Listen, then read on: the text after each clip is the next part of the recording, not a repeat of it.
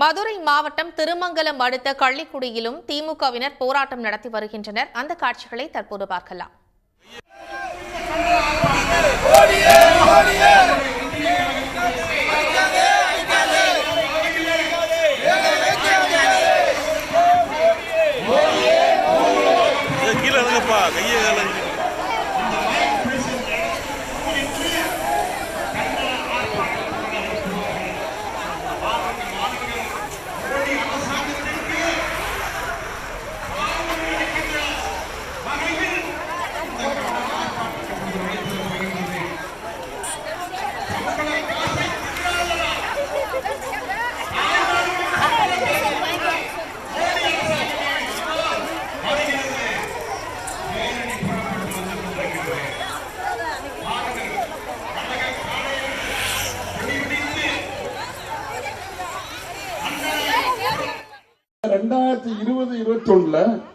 $1,11,11,000 கோடி பட்ஜெட்ல ஒதுக்கினாங்க. இது நல்லா புரிஞ்சுங்க, மிக முக்கியமான பதில்.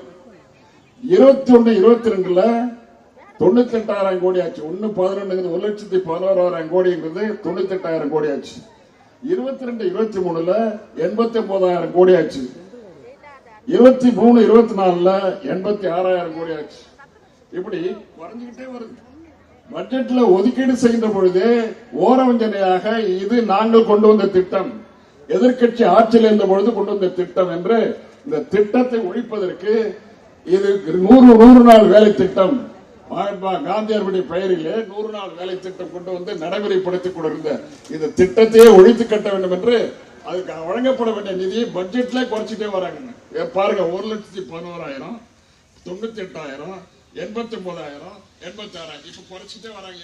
ஆக மொத்தத்தில் இந்த திட்டத்தை ஒட்டுமொத்தமாக ஒழித்து கட்ட வேண்டும் என்று அவர்கள் நடத்தி கொண்டிருக்கிற நாடகம் தான் இந்த நாடகம். இந்த நாடகத்தை மக்கள் மத்தியில் எடுத்துச் சொல்ல வேண்டும் என்று நம்முடைய முதல்வர் மாண்புமிகு தலைவர் அவர்கள் சொல்லியிருக்கிறார்கள். அது இன்னைக்கு இந்த இடத்துல மட்டுமல்ல, தமிழ்நாட்டில் 1,300 இடங்களுக்கு மேல் இந்த போராட்டம் நடந்து கொண்டிருக்கிறது. நம்முடைய அன்பு சகோதரிகள் எல்லாம் அறிந்து கொள்ள வேண்டும் என்பதற்காக அதற்காக தலைவரே மாற்று திட்டம் ஏற்பாடு பண்றாரு.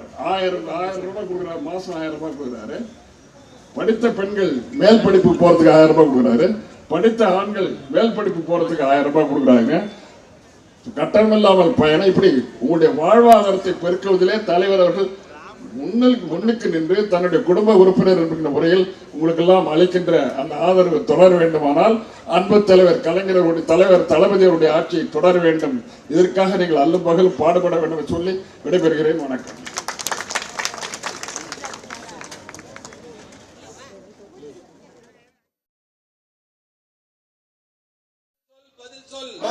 பதில் சொல் 100 நாள் சம்பள பணம் வருமானு பதில் சொல். எங்க பணத்தை நிறுத்தி வைத்திருக்கிற மோடியே நியாயம் தானா எப்போ வரும் எங்க சம்பளம் எப்போ வரும் மோடியே எப்போ வரும் எங்க சம்பளம் எப்போ வரும் எங்க சம்பள காசை திருடாதே மோடியே எங்கள் சம்பள காசை திருடாதே.